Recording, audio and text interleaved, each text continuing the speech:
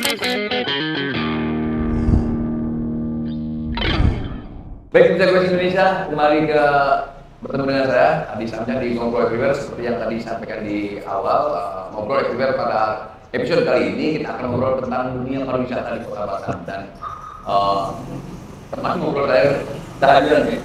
Ada Pak Adi, Kepala Dinas Kebudayaan dan Pariwisata Kota Batam. Assalamualaikum. Ya? Oh ya, Kita sehat. panggil apa aja? Seperti biasa ya. Biasa, seperti Sama apa? biasa. Dulu tua kan? Tua sudah. Jadi jangan berjarak. Oh, siap. Dan di sebelahnya ini Bung Edi Sutrisno. Yap. Sehat Bung Edi? Sehat. Alhamdulillah. Bung Edi ini Kepala Direktur Eksekutif ya, Badan Promosi Pariwisata Kota Batam. Kita akan ngobrol seputar dunia pariwisata, terutama di Batam, pasca pandemi COVID-19 yang 2 tahun mendera kita. Saksikan setelah yang satu ini.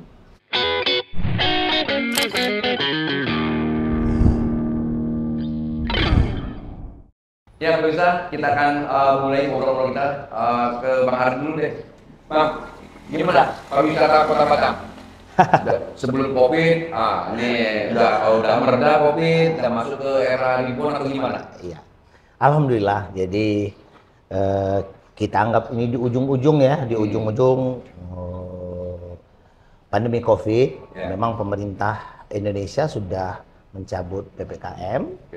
Namun kita tetap harus berhati-hati ya. Tetap kalau merasa tidak aman tetap menggunakan masker, berjarak dan hand sanitizer. Jadi pola hidup sehat tetap harus kita laksanakan. Jadi kalau menyangkut pariwisata yang memang haru biru kita hampir 2 tahun lebih ya. Kita nggak usah cerita itu dah. Kalau cerita itu cinta sembako, sedikit aja ya, sedikit aja Mas Edi ya, sedikit aja ya, sedikit aja. Saya sebenarnya malah cerita yang itu, tapi nggak apa, sedikit review ya, sehingga kita ingat akan sejarah ya, bagaimana saya lebih kepada pelaku pariwisata. Jadi satu hal yang memang bersama Mas Edi sebagai Direktur Eksekutif Badan Promosi Daerah, tentunya atas dukungan dari Bapak Wali Kota Batam, Haji Muhammad Rudi, kemudian juga yang luar biasa Ibu Ketua Dekranasda yang juga Ibu Wali Kota kami, kita, Ibu Hajah Marin Agustina Rudi, dan pihak-pihak yang terkait seperti TNI Polri, ada dari petugas-petugas kesehatan, dan terus amenity, owner amenity kita, baik itu hotel dan mall, yang mendukung satu pemikiran kita bersama Mas ya, dalam masa pandemi ini. Apa yang kita lakukan? Kalau beraktivitas tentunya sangat terbatas.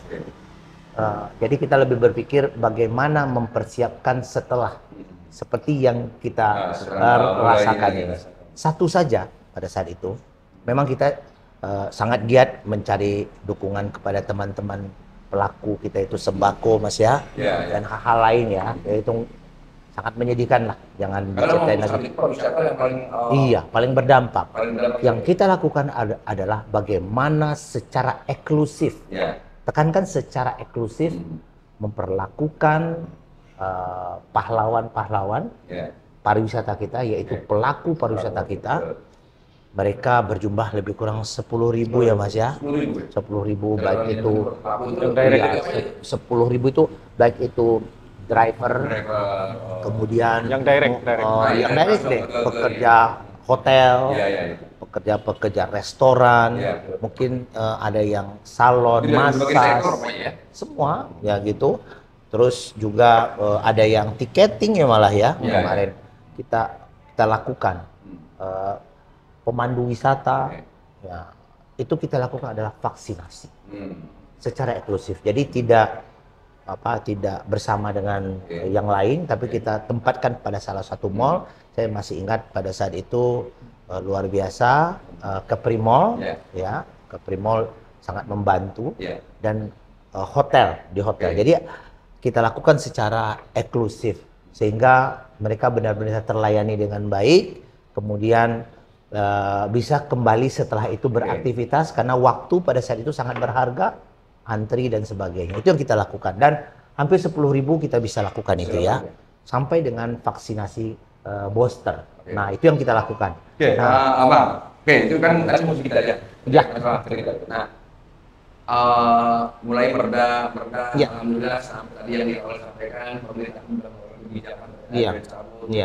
Iya. Berarti kembali lagi ke era biasa lah. Iya, normal kembali ya. Normal ini. Nanti Mas Edi bisa menambahkan. Apa yang dilakukan pemerintah dan dinas pariwisata setelah seperti kayak gini? Iya. Karena harus ribut nih. Iya, benar. Jadi yang jelasnya Bapak Wali Kota Batam mengambil kebijakan tidak pernah melockdown Kota Batam. Artinya tetap beraktivitas, tapi dengan protokol kesehatan. Ini yang jadi selling point, sehingga pada saat pandemi ini benar-benar sudah nantinya kita tidak terlambat untuk nge-up-nya. Ini terbukti karena kalau indikator dari kepariwisataan itu sangat tergambar dari perpindahan atau kunjungan, baik itu wisatawan domestik ataupun wisatawan mancanegara. Dan ini terukur dengan baik sehingga margin errornya boleh dikatakan sangat kecil ya. Nah, tren ini kelihatan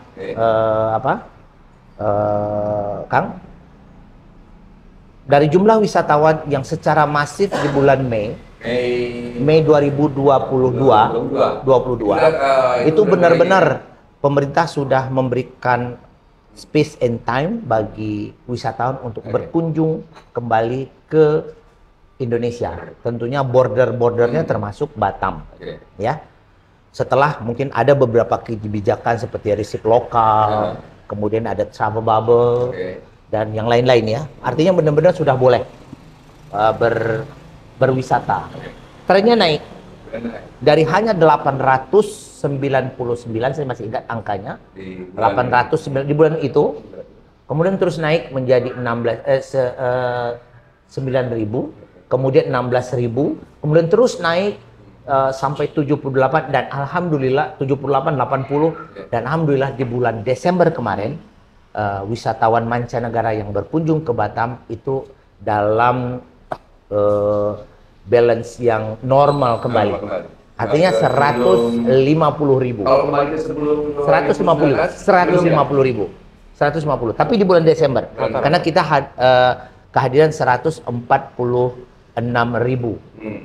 wisatawan. Artinya di tahun 2019 itu tren setiap bulannya 150.000 per bulan. Memang ada di peak season seperti misalnya public holiday, Ufa Bali, Natal, kemudian juga di mungkin National Day, ya itu hampir 200-an gitu. Nah, tapi bulan per bulannya itu hampir 150.000. Nah, ini yang membuat bahwa kita bahwa pariwisata Batam sudah kembali bangkit ya. Saya ke Mas Edi. Mas Edi, sebagai mitra pemerintah ya dalam ini dalam pariwisata promosi. Pada saat mulai masuk ke era yang tadi Ardi sampaikan, apa yang dilakukan di pada promosi daerah pariwisata ya? Ya, mungkin saya nambahin dulu ya, dari beliau tadi. Ya, memang kalau di 2020 lalu diteruskan dengan 2021 itu periode yang paling kelam dalam pariwisata dunia dan Batam. Batam, tidak hanya Batam. Batam masih mending. Coba bayangkan kalau kita ngomong statistik saja, beliau tadi sudah sampai. Jadi kalau biasa di 2019 itu kita coba bayangkan sudah sampai 1,9, nyaris let's say 2 juta. Berarti rata-rata average-nya 150.000 disebutkan oleh satu bulan.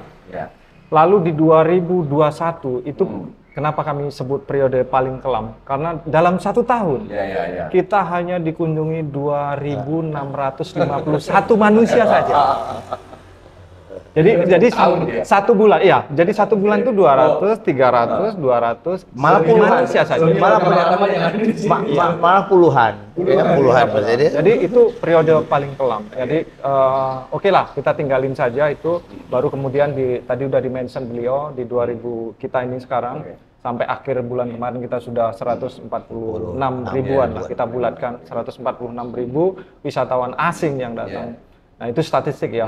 Jadi itu sudah mendekati, yang di akhir ya, di Desember itu sudah mendekati angka norma rata-rata kita. Dan itu sebuah kebangkitan yang luar biasa, dan di endingnya kita 500,5 jutaan yang sudah. Kalau dari Mas Edi dan Bung Edi dan kawan melihat fenomena ini, apakah karena memang ini wisatawan sudah datang karena kerinduan selama 2 tahun tidak pernah jalan-jalan, ataukah memang ini mulai ke hal yang ini biasa berwisata tuh?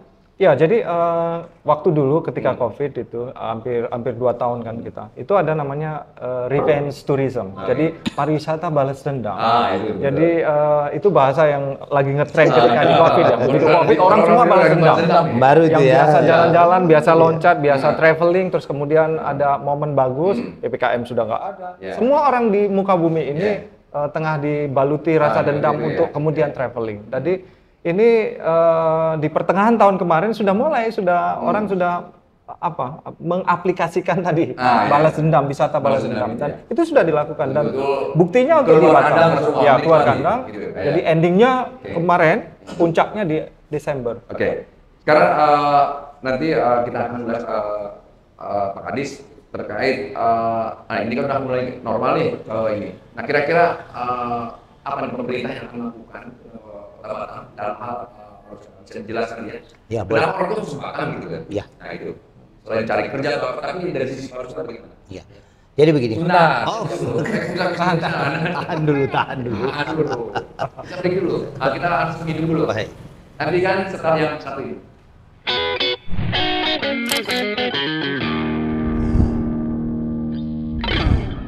Ya baik, selanjutnya kita akan lanjutkan ngobrol everywhere dengan tema kan pariwisata Kota Batam bersama Kepala Dinas Pariwisata Ardi dan Bung Edi dari Kepala Direktur Eksekutif Badan Promosi Pariwisata Daerah. Pak Ardi, kita lanjutkan lagi. Ini kan sudah mulai bagus lah ya dari cerita. Sekarang mungkin dari pihak pemerintah, dari Pak Ardi dan kawan-kawan di Dinas Pariwisata Kebudayaan dan Pariwisata. Sebenarnya apa sih sebetulnya orang yang harus ada alasan-alasan tertentu lah mungkin. Kenapa orang harus datang ke Batam? Sementara Pak Wali kita juga, Pak Wali Kota, yang bahwa Batam ini akan dijadikan semacam kota baru yang ke pariwisata gitu. Iya, benar. Jadi Kang Adis, jadi Bapak Wali Kota Batam mendedikasikan Batam ini sebagai kota pariwisata sekarang. Ini bukan tanpa alasan, bukan tanpa sekojok-kojoknya kayak gitu, kujuk-kujuk. Tidak. Pasti ada sesuatu ya. Ini secara teori itu bahwa apabila satu kota itu sebagai kota pariwisata, destinasi pariwisata, kita harus cek yang pertama itu akses ya. Yang kita tahu Bapak Wali Kota Batam, Haji Muhammad Dwi, dan juga sebagai Kepala BP Batam, beliau sangat getol untuk membangun infrastruktur berupa jalan darat ya sekarang. Jalan-jalan dia perlebar, mulus, kemudian 2 jalur, hampir 5 lajur ya. Terus membenahi hampir semua jalan-jalan. Artinya dalam konsep aksesibilitas di darat itu sangat mumpuni, sehingga tidak ada kemacetan nantinya. Setiap destinasi bisa terkunjungi apabila wisatawan datang ke Batam.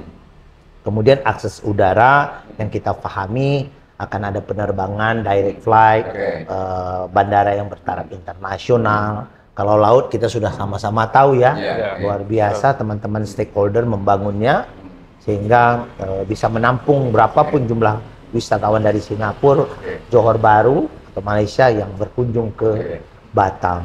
Ini artinya akses, artinya wali kota karena ini membutuhkan biaya kebijakan yang mumpuni begitu. Ini yang dilakukan. Kemudian alasan kedua itu bahwa destinasi pariwisata itu adalah amenity-nya. Jadi amenity-nya seperti cafe ini, Coffee Drum ya namanya. Ini salah satu kekuatan Batam. Kenapa demikian? Iya, amenity. Apabila orang sudah berkunjung, mereka mau makan, mau minum, mau kongko-kongko, terus mau mungkin bicara A, bicara B. Iya, salah satu. Jadi salah satu adalah kafe-kafe, restoran-restoran. Kita punya hampir 1063, kalau 67 kalau saya nggak salah. Semua kafe, restoran dan sebagainya. Kemudian satu lagi, apabila orang udah datang, terus wisatawan udah datang, mereka mau nginap di mana? Ya, kita punya 267 hotel berbagai tipe, ada bintang, ada non bintang dan sebagainya. Kemudian juga didukung oleh rumah sakit, kemudian dari sudut keamanan, Polda, Polres juga ada di sini. Kemudian hal-hal lain yang mendukung apabila wisatawan datang itu mereka merasa safe ya, safe semuanya. Berarti Batam juga sudah sangat layak gitu, akses dan amenitasnya. Dan terakhir adalah atraksi. Ya, baik itu atraksi alam, atraksi budaya, ataupun atraksi buatan. Hampir setiap minggu kita ada bazar. Kemudian satu lagi fenomena yang kembali datang ke Batam adalah MICE, Meeting Incentive Convention Exhibition. Masuk. Jadi Meeting Incentive Convention Exhibition itu dilakukan Batam. Macam-macam. Kadang-kadang ini cerita ya, fenomena kan. Mereka sekolahnya di mana di luar Batam, reuninya di sini. Kenapa? Ini suatu kekuatan Batam. Sebenarnya MICE itu yang lebih penting itu adalah after meetingnya. Setelah mereka meeting, mereka mau kemana? Nah, ini tersedia. Silakan. Makasih. Thank you. Makasih. Jadi makasih.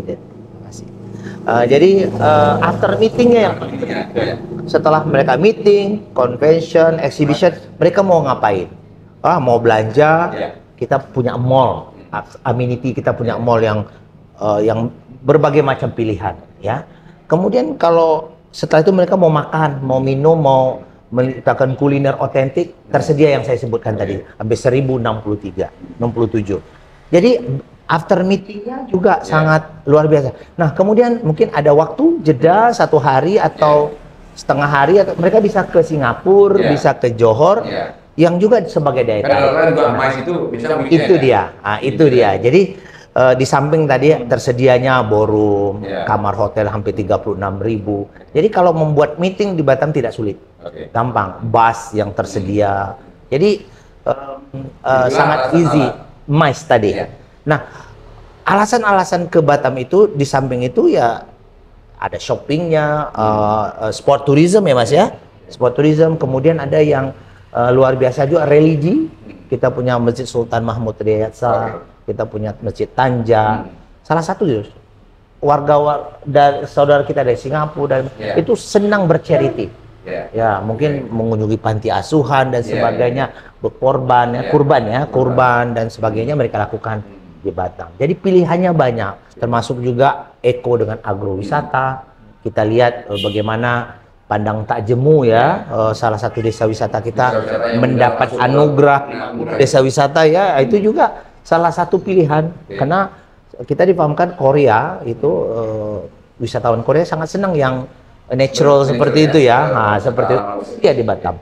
Nah, itulah alasan-alasan sampai budaya ya. Kita hampir semua budaya Indonesia ada di sini, ya, yang bisa kita nikmati. Jadi banyak sekali alasan-alasan, hampir kalau saya kategorikan hampir 10 ya, 10 alasan kenapa orang datang ke Batam. Nah, ada. Itu survei.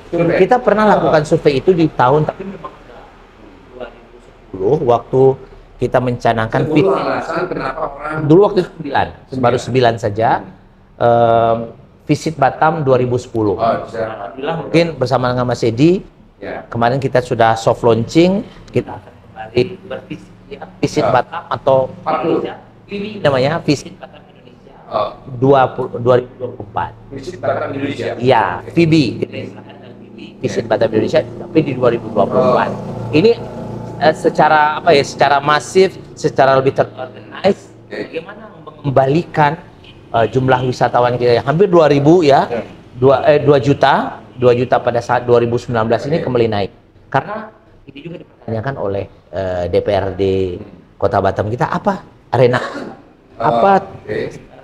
usaha kita untuk kembali. Ini saya sampaikan secara resmi bahwa salah satu reaksinya adalah tahun kunjungan wisata ke Batam, tapi dengan lebih terstruktur, baik dari bidang amenitinya, dari promosinya, kemudian dari aksesnya, destinasi, termasuk kepada event-eventnya.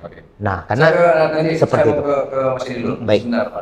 Pedi, tadi yang disampaikan oleh Pak Anies terkait rencana-rencana, terus beberapa alasan kenapa harus Batam. Dari kawan-kawan Ya, tadi Pak Kadis sudah jabarin sebenarnya ada 9 alasan kenapa sih orang datang ke Batam gitu ya. Yang pertama tadi sudah disebutin bahwa infrastruktur kita itu sudah betul. Jadi well developed, advance.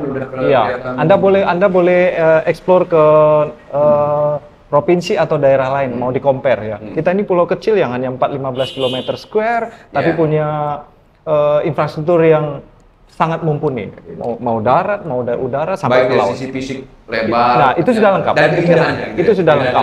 Nah, dengan semua infrastruktur itu, sebenarnya kita ini sekarang, kita kalau teman-teman dari survei teman-teman di Asosiasi Pelaku Pariwisata, kita itu sekarang sudah mampu nerima 4 sampai 5 juta wisma dalam 1 tahun. Dengan infrastruktur, apalagi sekarang sudah digenjot oleh Pak Wali Kota, pasangan Pak Rudi dengan Pak Amsakar, itu sekarang sudah makin mumpuni gitu. Jadi kalau sekarang ini kita suruh menerima tahun ini, itu bisa 4 sampai 5 juta. Artinya sudah cukup begitu, tidak hanya 2 juta, karena realisasinya kan sampai 2 juta. Berarti memudahkan kerjaannya kawan di Badan Promosi Daerah kan? Ya, seperti itu. Jadi sudah sampai seperti itu wilayahnya. Nah, jadi yang pertanyaan saya, Mas Edi, dari pihak Mas Edi sendiri, dengan kondisi Kota Batam yang sudah siap, baik ya dari aksesibilitas, amenitas, atraksi. Nah, mungkin kawan dari Badan Promosi Daerah itu apakah mudah melakukan ini juga mempromosikan? Ya, sebenarnya kalau sudah infrastruktur sudah oke, 3A-nya tadi udah hebat. Sekarang pekerjaan kita apa?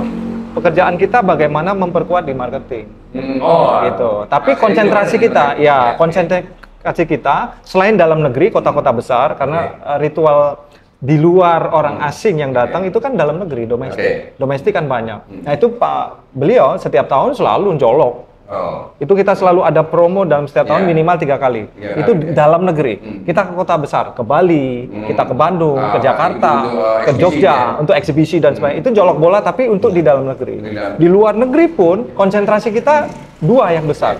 1 ke Malaysia sama Singapura. Karena apa? Karena itu 2. Ya, kolam ikan kita itu ada di situ. Semua negara itu ada di sana. Semua negara. Ada di sana. Jadi mempermudah gitu. Jadi konsentrasi di 2 besar, Malaysia dan Singapura. Nah, itu yang sering kita lakukan. Sering kita fam trip, kita ngikut eksibisi di Malaysia, di Singapura seperti itu. Itu jolok bola. Jolok bola yang menjemput ya. Langsung jemput. Terus Pak Anies, respon dari kawan-kawan pelaku pariwisata dengan tadi yang disampaikan oleh Pak Kadis bahwa dari segi amenitas, aksesibilitas, terus atraksi, pelaku wisata sudah siap tidak? Pelaku wisata di Batam sangat siap, Mas. seperti pengelola wisata, Sangat siap. Sangat siap. Kenapa demikian? Tapi sebetulnya kepuasan itu tidak boleh langsung top ya. Artinya kalau siap sangat siap, tapi kita terus up lagi ya. Up lagi karena jangan puas dengan kondisi sekarang ya. Kenapa saya bilang demikian? Karena kalau best di tahun 2019 itu kita hampir 2 juta, 1,9 ya. Sekarang kita up lagi karena saya lihat menjamurnya sekarang ya, tumbuhnya amenity baru seperti kafe-kafe, restoran, destinasi, hotel, destinasi yang berbasis lingkungan, berbasis alam, ya, mangrove dan sebagainya, itu tumbuh di Batam. Nah, kesiapan ini mereka bukan membuka begitu, pasti ada survei, survei konsumen, survei ini, makanya mereka berani menginvest seperti itu. Nah, fenomena ini kita tangkap bahwa kita memberikan penguatan. Ya, penguatannya apa? Mungkin sertifikat CHSE-nya, Cleanliness, Health, Self, dan Environment Sustainability. Masih. Artinya kita terus menjaga mereka. Kemudian mensosialisasikan. Karena bagaimana mereka datang lagi. Kesiapan ini mereka lakukan. Termasuk satu lagi adalah sertifikasi. Jadi nanti sekarang dan nanti kita terus memberikan peluang-peluang sertifikasi baik itu secara mandiri ataupun disponsori. Nah, ini yang harus kita kuatkan. lagi, dan pelaku-pelaku pariwisata Batam ini mereka ready for use karena mereka sangat tahu indikatornya bahwa wisatawan terus percaya untuk datang ke Batam. Oke, Pak Adi, saya juga nanti akan menyinggung terkait fenomena banyaknya kalau kita lihat di kita di Batam, wilayah-wilayah yang ada pertumbuhan ini yang tadi dijelaskan Pak Kadis. Di satu sudut ini tumbuh perkara berarti terpancing dengan yang saya bilang tadi. Saya jelaskan. Karena pemerintah itu fungsinya 3, regulasi. Oh, tadi dulu tahan dulu. Baik. Lagi terkait obrolan kita di pariwisata bersama Pak Kadis pariwisata dan Bung Edi dari Badan Pariwisata. Selamat datang.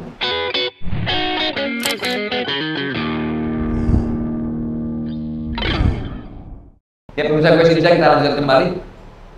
Pak Kadis, tadi yang sempat terpotong. Nah, yang pertanyaan saya tadi bahwa di dalam kurun waktu mungkin 1 tahun terakhir ini ya, apalagi pas COVID ini udah betul-betul anggaplah kita udah bisa bernego lah dengan normal kembali. Nah, ada fenomena di beberapa wilayah di Kota Batam tumbuhnya pertumbuhan baru tempat-tempat nongkrong di Bengkok, daerah Lima, daerah sendiri. Apa yang dilihat dari dinas pariwisata? Apakah ini sesuatu yang luar biasa? Ini atau bagaimana? Jadi ini luar biasa ya Mas Edi, Kang Adis, bahwa anak-anak Batam itu semangat entrepreneurnya, berwirausahanya ini sangat tinggi. Ini kembali berteori, kalau saya tidak salah apa 2% ya, 2% kalau saya nggak salah, 2% saja satu negara atau satu kota itu masyarakatnya punya mindset entrepreneur, itu kotanya pasti maju. Nah, ini sepertinya karena saya tidak tupoksinya ke sana ya, Mas ya. Mungkin ada teman-teman dari dinas lain yang mensurvei itu. Tapi saya lihat fenomena saja. Karena hampir setiap minggu, malah seminggu mungkin ada 3 kali saya buka opening kafe-kafe. Terakhir baru ada 1 kafe juga stick. Stick house ya. Boleh sebut nama ya, Savana. Wah, indah middle up. Jadi yang untuk kelas-kelas berapa? Ini juga dibuka. Jadi saya lihat ini anak-anak Batam, mereka berteman-teman, mungkin 3-4 orang dengan profesi yang berbeda, disiplin ilmu yang beda. Satu mungkin manajemen, satu lagi chef, satu lagi mungkin PR atau barista. Mereka bergabung membuat satu kafe. Nah, dan kafe itu luar biasa ya, punya konsep tematik istilahnya, seperti Coffee Gram ini banyak sekali dikunjungi mereka. Kalau kita lihatlah bagaimana mereka membuat amenity yang luar biasa masih dia. Tadi Kang Adis nanyain itu tumbuh dengan subur ya. Pengamatan kita karena jumlah pertumbuhan penduduk Batam terus mungkin paling cepat ya. 1, berapa sekarang 7 kali ya, 6 gitu, cepat sekali. Artinya konsumennya ada di samping wisatawan. Wisatawan yang tadi hampir sudah 150.000 per bulan hadir. Ya, tempat tongkrongan itu juga salah satu tempat mereka. Ya, kemudian juga wisatawan domestik. Ini yang luar biasa, yang memang belum ada indikator yang masif mengukur, tapi kita pakai angka 9-10 ribu juta ya, 10 itu juga hadir di Kota Batam. Artinya apabila ada satu produser pasti ada konsumen. Nah, karena sampai dengan detik ini ya, memang kita sudah jangan COVID ya, maksudnya sekarang lah hampir 1 tahun ini, ya hampir lebih kurang 1 tahun ini tumbuh dan tidak ada yang tutup gitu. Mau tutup kayak gitu nggak ada. Kemudian mereka mengkelompok di satu kawasan. Nah, kembali kita luar biasa, Bapak Wali Kota Batam, Bapak Haji Muhammad Rudi, saya ikut di rapat-rapat pembahasan namanya RDTR, Rencana Detail Tata Ruang. Jadi Batam ini dipetakan atas 12 kecamatan. Ya, hampir seluruh kecamatan itu punya kawasan pariwisata. Nah, ini luar biasa. Nah, makanya saya lihat makanya sudah menyebar. Sudah menyebar kemana-mana karena faktor perizinan, Pak, itu melihat itu. Melihat itu. Jadi luar biasa RDTR kita yang baru berarti ini. Berarti dari pemerintah tidak mengklaster wilayah Batu Aji untuk tidak. Jadi di semua kawasan ini ada kawasan pariwisatanya. Ada kawasan pariwisatanya. Nah, ini Bapak Wali Kota Batam Haji Muhammad Rudi memberikan kebijakan sehingga kalau kita lihat sekarang tersebar, tidak tersentral lagi. Kalau kita lihat sekarang Sekupang, lihat ya mungkin baru 5 bulan 6 bulan ini udah berubah. Saya tinggal di Sekupang nih, Tiban. Kalau kita lihat sudah ada. Sekarang Batu Aji, Bengkong yang lagi naik daun juga ya. Kemudian kawasan ini sendiri ya, Lisoven ini juga. Jadi ada kawasan-kawasan pariwisatanya. Ya, mungkin pada kesempatan ini mungkin nggak bisalah kita buka-buka peta. Intinya Bapak Wali Kota Batam Haji Muhammad Rudi sudah membuat satu kebijakan dan ini sudah kita sahkan. RDTR itu ada kawasan pariwisata. Dan secepatnya nantinya kita juga menyusun namanya RIDA, Rencana Induk Pariwisata Daerah. Nah, itu kan susun berupa perda. Jadi nanti lebih breakdown dia seperti itu. Kemudian satu lagi juga kita mungkin ya tadi saya bukan terlupa bahwa kita ucapkan terima kasih ya kepada Asosiasi Pariwisata Batam, macam-macam ya asosiasi-asosiasi, tidak sebutkan satu-satu, pelaku-pelaku asosiasi itu yang dalam masa pandemi apalagi sekarang itu terus mereka bersemangat untuk memajukan pariwisata, macam-macam masukan. Ya, harus begini dan kita dengar, kita coba follow up sampai ke tingkat pusat untuk untuk bagaimana pariwisata Batam ini tidak kolap gitu. Karena pemerintah sudah mengambil kebijakan tidak melockdown. Artinya lockdown tidak ada oleh wali kota, kita harus support ini. Nah, itu kita terima kasih sekali ya. Sehingga salah satu ini kan sustainable ini berkait-kait ya, berkaitan termasuk yang kita bahas di segmen ini kawasan-kawasan pariwisata ini mereka memberikan tamu. Ya, kalau dulu masa pandemi gampang sekali kalau mau kumpul-kumpul, WA datang. Sekarang aduh Pak ada tamu. Oh, ada tamu ya kita senang ya. Malah berkumpulnya online. Pakai telepon-telepon ya. Iya, Pak, seperti hari ini saya tadi waktu ditelepon oleh admin siapa saja partner di talk show kita ini Everywhere ini sama Mas Edi, satu lagi Bu Eva Betis ya, beliau sedang ketua Asita, beliau di Turki, lagi di Turki, mudah-mudahan amin, tadi dapat kontak-kontak. Jadi ini mereka memberikan tamu dan bawanya itu salah satu ke kafe-kafe, restoran-restoran. Nah, ini jadinya kan berkait-kait ya. Berkait-kait. Jadi bahwa ini adalah kekuatan kita, aminitas kita ya. Apalagi mungkin nanti Barelang sudah dibuka lagi, mulai dibuka secara baik ya. Itu akan sangat membutuhkan lagi amenity yang lain ya. Saya ke Mas Edi. Mungkin saya tambahin dulu kalau soal kuliner tadi. Jadi salah satu alasan besar orang datang ke Batam itu kan food. Gastronomi ya. Gastronomi. Jadi food. Jadi ketika ada sarang-sarang kongko yang kemudian orang bisa makan dan sebagainya di banyak tempat itu berkah buat mereka. Karena apa? Tadi alasannya orang datang kan karena food makan. Mungkin yang paling hebat di barisan depan seafood ya. Seafood Batam tuh very famous. Di mana-mana dia yang paling hebat. Fresh tuh sekali mati. Seafood betul. Karena itu terkenal salah satu. Kenapa datang? Karena kuliner dan yang di barisan depan itu seafood. Karena seafood kita itu boleh di-compare di ASEAN ya. We are the best. Our seafood is the best in regional ini, yang terbaik. Dan gonggong, orang ada gonggong. Nah, ketika ini banyak, ketika kemudian tumbuh tempat-tempat makan kuliner itu, berarti kita punya akomodasi yang tambahan. Jadi turis, ada pilihan, siapa datang, dia punya pilihan banyak. Gitu. Mau dari tengah, mau di pinggir, sampai ke pulau-pulau pun kita punya. Terlepas dari nanti bahwa terjadi hal yang negatif, persaingan itu lain. Dan mereka tematik ya, Pak. Tematik. Dan ada yang mungkin saya tambahkan Pak Sedi, ada yang otentik Indonesia. Bermacam-macam soto ada di sini. Soto Medan, soto Makassar, soto Betawi, soto Padang, macam-macam ada. Ada juga spesialis Western ya. Western yang kemarin, jadi banyak pilihan, benar banyak pilihan. Secara umum Batam ya memang macam-macam nasi juga, nasi guli lah, nasi ini.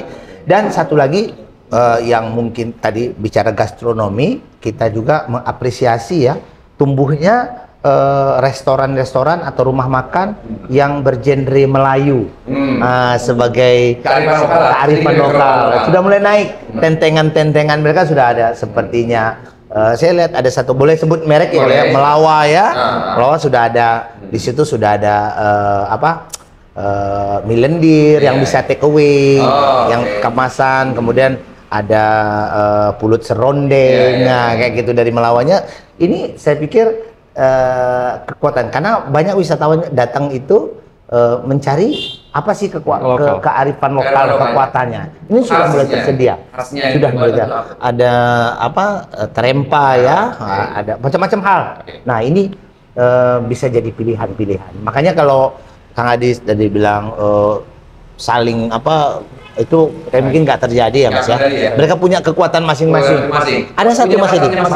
Ada satu Mas Edi. Saya anak-anak kreatif Batam. Tadi kan yang saya bilang buat kafe itu adalah anak-anak muda ya. Anak-anak kreatif kalau kita bilang. Anak kreatif. Mereka sekarang sudah mulai membuat satu menu makanan yang sebenarnya tradisional, tapi di-create sedemikian sehingga modern. Ada yang lupis itu biasanya gula aren itu. Sekarang ada lupis toppingnya tuh matcha. Ada lupis toppingnya itu makanan apa? Ya, saya lihat ini saya lihat itu masih di satu lagi yang unik itu ada roti jala roti apa itu yang manis itu yang pakai durian itu. Sekarang sudah warna-warni, dibuat kayak bunga-bunga. Kalau itu dulu kan digulung-gulung aja kan. Wah, ini anak-anak muda Batam ini luar biasa nih kreativitasnya di bidang kuliner ya, gastronominya ya, seperti itu. Mas Edi, kita akan bicara tentang cerita-cerita indah yang tadi disampaikan. Apa itu cerita indah? Iya. Bahwa Batam ini punya banyak potensi pilihan, baik itu kuliner, destinasi wisatanya. Tapi mungkin di balik itu ada juga hambatan. Kira-kira kalau Mas Edi dan Pak Kadis melihat hambatan untuk mengembangkan wisata di Batam ini, ada nggak catatan mungkin yang belum dalam dua catatan yang harus dilakukan kalau terjadi hambatan ini? Mungkin Mas Edi dulu ya Mas Edi ya. Oke, ya. Banyak sebenarnya. Sama-sama banyak hambatannya. Cuman yang dua yang paling utama. Yang paling utama dua. Yang pertama kita berbincang soal ferry tiket ya. Tiket yang masih dianggap mahal, belum affordable karena 700, kemudian tax ya, maaf ya, tax Singapura juga sudah increase. Kita BP Batam juga barusan menaikkan ini ya, semuanya memang disesuaikan, penyesuaian tarif ya wajar, tapi tetap saja tiket ini masih karena apa? Kita belum 100% back to normal. Itu persoalan. Jadi itu yang masih tiket ferry yang masih dianggap belum affordable. Karena apa? Makanya kita masih separuh lah, masih separuh. Ini yang paling penting. Tiket ini masih jadi handicap yang satu yang terbesar. Karena apa? 700 dulu kan kita masih cerita 300, 400 kita sudah. Kita terus menyuarakan 700. Itu yang paling penting. Jadi Pak Kadis, semua teman-teman sudah bergerak. Bergerak. Kita terus bergerak agar bagaimana ini back to normal. Kalau mau dibalikkan ke tempo dulu tidak akan mungkin, impossible. Tapi itu. Yang kedua, terlalu juga kalau memang harus ada Indonesia kan yang terlalu. Ya, karena teman-teman juga kan kasihan di operator ferry dan sebagainya itu. Itu yang pertama. Yang kedua tetap visa on arrival. Visa on arrival itu Jadi pada prinsipnya dulu di 2019 itu kan ada namanya visa exemption atau bebas visa. Jadi ada 196 negara dari mana-mana di muka bumi ini yang datang ke Indonesia termasuk ke Batam itu bebas visa. Jadi free visa. Ketika free visa dulu kan 500 tuh, kalau visa on arrival kita harus bayar 500. Itu bisa jadi orang apa ya? Itu stimulus sebenarnya. Itu namanya deregulasi keimigrasian. Jadi itu paling penting. Karena apa konsep itu? Saya akan ini menarik ya, baru kan beberapa waktu yang lalu kami bicara di edisi khusus di akhir tahun kemarin, bicara dengan Wakil Wali Kota, bicara dengan Pak Jenderal Agung, terus juga dengan Pak Johan Soedi. Salah satu fenomena bahasanya menarik itu salah satu itu. Bagaimana kebijakan arrival itu, kalau di imigrasi bisa melihat itu. Nah, karena kalau ini kita ngobrolin jadi saya ingat. Jadi kira-kira apa yang dilakukan? Jadi kalau kita runut ke belakang, regulasi kan. Regulasi tentang VOA itu berada di Kementerian Hukum dan HAM ya. Tapi kita sering memberikan masukan terhadap kondisi ini ya, karena ini sangat menyangkut dari volume atau jumlah yang berkunjung ke Batam. Kita sebenarnya meminta itu tidak terlalu ekstrim Mas ya. Ada 4 paspor yang selalu memberikan kontribusi besar terhadap Batam ya. Pertama paspor untuk India, kemudian Korea, Korea Selatan ya, kemudian untuk Jepang, dan terakhir itu sebenarnya Cina ya, China. Jadi kita menyuarakan bagaimana ini juga direlaksasi istilahnya, dimudahkan, sehingga dibebaskan dan sebagainya. Ya, karena kan 500 tapi mereka spend of money-nya di Batam mungkin lebih daripada itu begitu. Pasti pemerintah sudah sampai informasi itu sudah. Terakhir juga kemarin kebetulan saya belum bisa hadir diwakili, ada pembicaraan arah ke sana. Ya, ada pembicaraan dari Kadin ya kalau nggak salah ngundangnya Mas ya. Jadi ada pembicaraan ke arah sana. Bapak Wali Kota Batam juga sudah menyuarakan itu di tatanan pimpinan. Kemarin juga ada kunjungan kita DPR RI, juga salah satu Ibu Eva Ketua Asita juga bicara dan menyampaikan suratnya. Kita yakin bahwa pemerintah punya pertimbangan ya Mas Edi ya. Perhitungan dan itulah sebetulnya kalau memang bisa sedikit itu akan lebih banyak lagi. Akan datang lagi, mereka akan begini mungkin saya kasih gambaran bahwa kenapa visa on arrival ini benar-benar jadi penghambat. Di 2019 sebelumnya, 2 tahun sebelumnya, waktu Pak Arief Yahya jadi Menteri Pariwisata, untuk menggenjot wisatawan asing supaya datang lebih banyak, karena angka yang hebat ya dari dari Pak Arief Yahya itu dari 9 juta kita meloncat sampai 16 juta. Salah satu rahasianya apa? Karena deregulasi keimigrasian.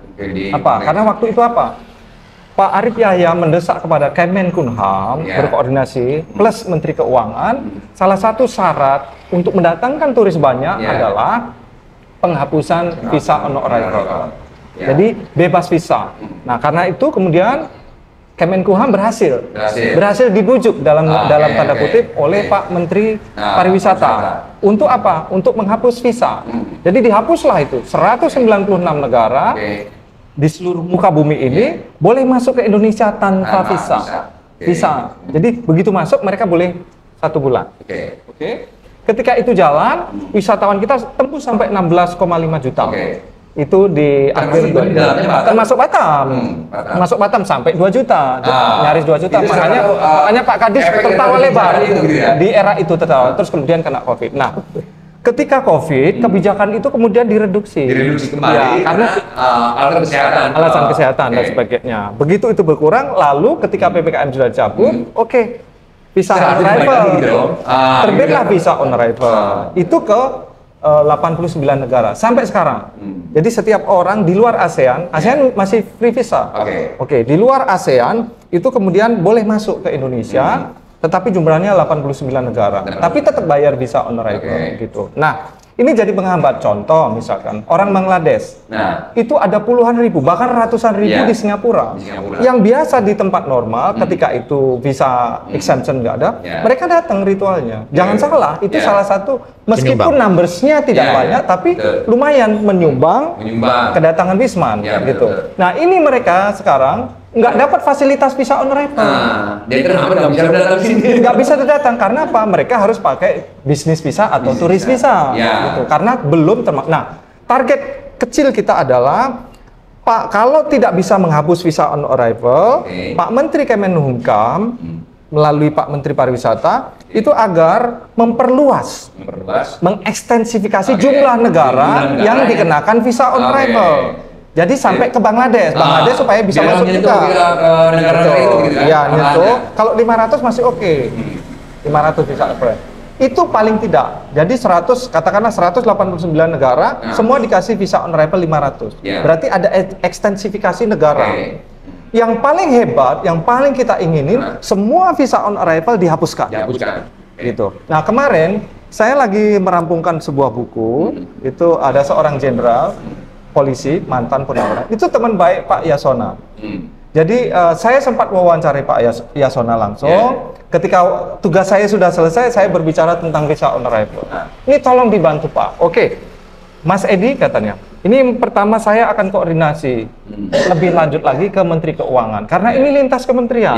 Saya tidak bisa saya tidak bisa dibujuk Kemenpar lagi gitu karena waktu itu berhasil dibujuk kan. Nah, sekarang ini untuk membujuk harus berkoordinasi dengan Menteri Keuangan. Karena apa? Itu kan pendapatan negara bukan pajak. Itu kan pendapatan buat negara. Sementara negara maaf lagi Covid kemarin kan duitnya nggak ada. Gimana cara mendapatkan uang? Salah satunya adalah dari sisi keimigrasian mendapatkan duitnya dari visa on arrival. Ini masalahnya jadi ini tidak mudah di internal pemerintah sendiri. Ya pemerintah, karena itu di satu sisi pendapatan negara bukan pajak. Itu kan pendapatan. Setiap tahun Menkumham secara umum ke negara. Ya. Daerah sebetulnya salah satu bagian dari negara. Iya, jadi Kemenkumham juga dibebani tugas, bebani kewajiban untuk mendapatkan uang. Salah satunya lewat visa on arrival. Gitu loh. Jadi ini kalau ini mau dihapuskan harus berkoordinasi kuat dengan Menteri Keuangan. Ini dia Jadi ini nggak mudah, makanya duduk bersama. Yang jelasnya itu Yang jelasnya saran-saran. Suggestion ataupun keinginan needs dari pelaku-pelaku pariwisata termasuk yang dibahas Mas Edi itu sudah sampai ke pemerintah. Artinya komunikasi, koordinasi itu sedang berjalan. Nah, mudah-mudahan dalam waktu yang tidak terlalu lama kita mendapatkan satu keputusan lagi. Karena saya yakin Mas Edi dalam masa Covid saja Batam itu mendapatkan kebijakan oleh pemerintah yang luar biasa. Ya, dalam masa Covid kita masih bisa menerima wisatawan, yaitu untuk pekerja sektor vital, kemudian kemanusiaan, tenaga medis, terus diplomat, diplomat strategis. Jadi tetap ada kunjungan wisata. Itu yang tadi bilang Mas saya adalah 800, ada malah puluhan kemarin itu hadir. Kemudian ada risik lokal, bagaimana pekerja bisnis, kemudian bagaimana travel bubble walaupun hanya sebentar, dan terakhir dibuka secara masif wisatawan dari bordernya Batam. Nah, saya yakin mungkin insya Allah nanti kebijakan yang kita harapkan tadi, hitung-hitungan yang dilakukan oleh Pak Edi tadi, Mas Edi tadi, itu yakin menjadikan referensi ke pihak pengambil keputusan. Memang Kemenkumham yang menjadi triggernya, tetapi harus ada koordinasi ya. Mudah-mudahan, karena pemerintah hadir di tengah masyarakat, karena saya bilang tadi bahwa pariwisata ini merupakan sumbangan yang cukup besar untuk APBN mungkin, apalagi APBD kita, itu kita sangat berharapkan kebijakan wewenang yang ada di samping mungkin ferry tiket barangkali dulu kita Kementerian Pariwisata Ekonomi Kreatif selalu memberikan insentif terhadap pelaku-pelaku pariwisata Artinya ada hot deal dulu ya, program hot deal, ada hibah macam-macam ya. Nah, mudah-mudahan mungkin mana tahu nanti ke depan ada program untuk subsidi ya. Subsidi terbatas ya. Karena kalau APBD pasti mungkin berat ya. Mungkin APBN bisa subsidi kali mungkin untuk sebulan 2 bulan. Sembari mungkin balance sudah pelaku bisnis dengan profit mereka. Kita yakin mungkin 2 tahun mereka ferry-nya dock, mungkin operasional dan sebagainya. Pasti hitung-hitungannya kita tahu juga bahwa pelaku pariwisata kita, pebisnis kita juga mereka harus ada hitung-hitungannya. Nah, mungkin itu ada satu mungkin saja ya, karena kita lihat bahwa kita berterima kasih dari Kementerian Pariwisata Ekonomi Kreatif selalu memberikan insentif terhadap Batam. Ya, saya pertegas sedikit saja tambahan saja. Ya. Ini semakin menarik ini. Ya, endingnya. Karena begini, ada berikutnya ya. Masih terkait visa on arrival kita. Mungkin agar publik memahami, Jadi yang visa on arrival tadi itu hambatannya masih di pemerintah pusat. Satu karena harus lintas kementerian. Koordinasi ya. Untuk memutuskan koordinasi. Menteri Keuangan, Menteri Pariwisata, lalu Kemenkumham. Ini harus ketemu dulu, ngobrol, berembuk. Itu yang pertama. Yang kedua, idealnya kalau visa on arrival itu dicabut, dijadikan visa exemption atau bebas visa, negara yang bersangkutan itu harus juga memberikan yang sama. Artinya apa? Resiprokal. Gitu loh. Syaratnya itu sebenarnya kayak gitu. Contoh, ketika kita memberi Bangladesh itu bebas visa, Bangladesh juga harus melakukan hal yang sama untuk kita. Jadi ketika kita ke Bangladesh nggak perlu visa. Begitu loh sebenarnya. Idealnya itu harus begitu. Makanya jadi sekarang nggak ujuk-ujuk harus semuanya dibebas visakan. Makanya gitu loh, 4 aja ya. Ya Mas Edi ya. 4 itu. Kalau 4 itu oke, saya pikir kunjungan wisatawan ya. Korea, Jepang, India, dan plus China ya. Itu kan tambahan. Nah, itu yang kita butuhkan. Kalaupun nggak Eropa ya. Ada direct dari Incheon ke sini ya. Oh ya, yang itu betul memang dari Incheon. Kemudian kemarin saya dapat surat dan saya sampaikan kepada Bapak Wali Kota Batam, ada keinginan untuk membuat sister city Mas Edi dari Jeju. Nah, kalau Jeju itu free dia. Jeju itu dipahami dari Korea Selatan, Jeju ada satu pulau itu mereka sudah free visa. Nah, mungkin ini peluang ya. Peluang. Nah, mereka sudah bersurat. Resiprokal. Mereka sudah bersurat. Berkeinginan untuk mengadakan sister city. Iya, seperti itu. Baik Bursa Indonesia ini di sesi terakhir. Semakin menarik ini. Semakin menarik sebetulnya. Cuma kita terbatas juga oleh waktu.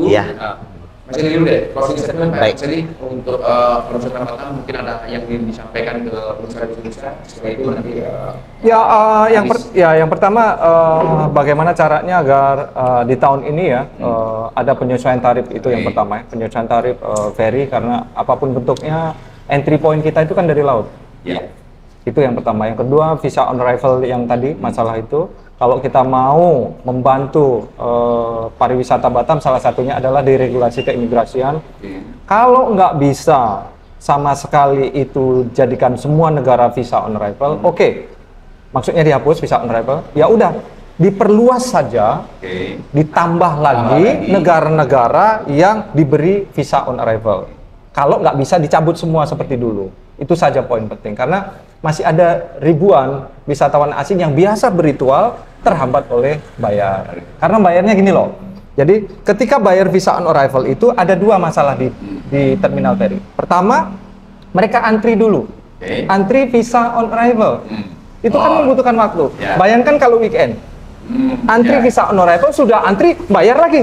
Oke ya. Sudah begitu, habis itu antri lagi di imigrasi. Jadi 2 kali. Jadi wasting time di keimigrasi itu sudah banyak di pelabuhan. Itu contoh. Itu jadi handicap. Jadi orang juga sudahlah ngantri bayar pula. Bener nggak?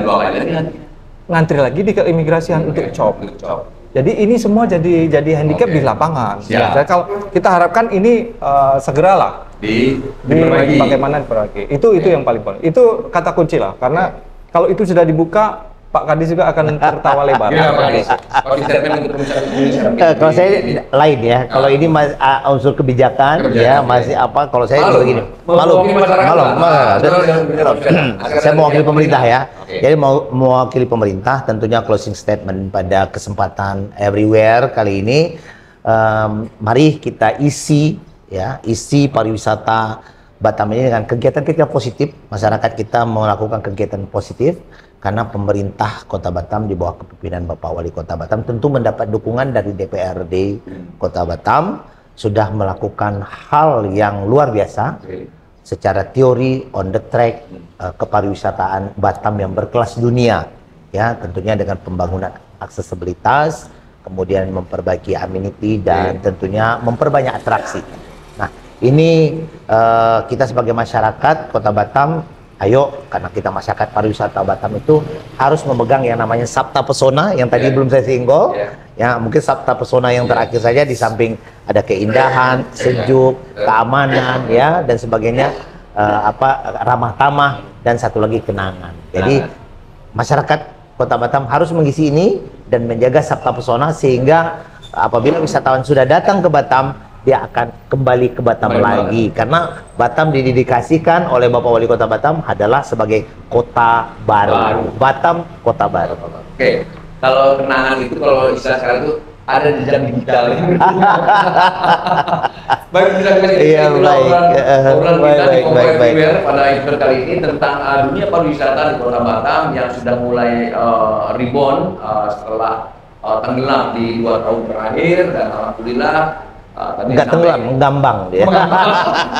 Alhamdulillah sudah mulai para pelaku wisata kita, baik itu di sektor kuliner, hotel maupun yang lainnya sudah mulai bergairah kembali. Mudah-mudahan ini terus berkelanjutan. Salah satu juga pendukung visi daripada Wali Kota Batam yang mengembangkan Kota Batam ini menjadi kota baru dan berbasis ke pariwisata.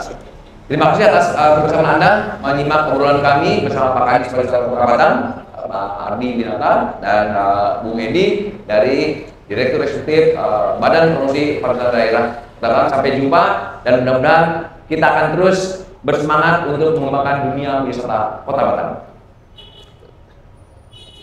Semangat ya. Sukses pokoknya. Thank you. Ya.